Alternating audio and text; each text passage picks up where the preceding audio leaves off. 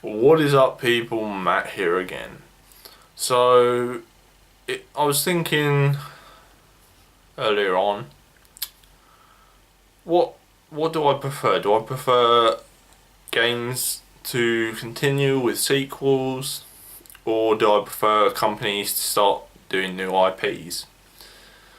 And I don't think it's as straightforward as that, because I think everyone can agree that we all want our favourite game series to keep continuing while they're good. Now, this is where the problem sets in, because eventually developers change, and something just doesn't go right a lot of the time. So, example number one, Crash Bandicoot. The first 4 games were made by Naughty Dog, and after that it changed. Surprise, surprise, the games made by the next developer weren't as good. Spyro games, the first 3 or maybe even 4 were made by Insomniac. Surprise, surprise, developer changed hands, games weren't as good. Halo 1, 2, 3 and Reach, made by Bungie, although Reach wasn't that good. Developer changed hands with 343, and surprise, surprise, the games aren't very good. So, do we really want this game series to keep continuing if they're just going to keep getting worse? Or is it time to get some new IPs in and start up a franchise with them? And I am very conflicted, because I really want some good franchise to come back and actually be good again. But I just don't think it's going to happen. So we have to rely on new IPs.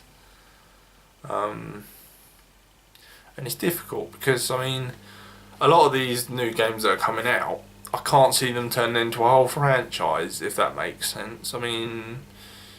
Okay, Dark Souls, the Soul series, it has been, I think, quite lucky, because it had Demon Souls, then it had Dark Souls, then it had Dark Souls 2, and now it's having Bloodborne. And I know Bloodborne's not technically a Soul game, but it is kind of the successor.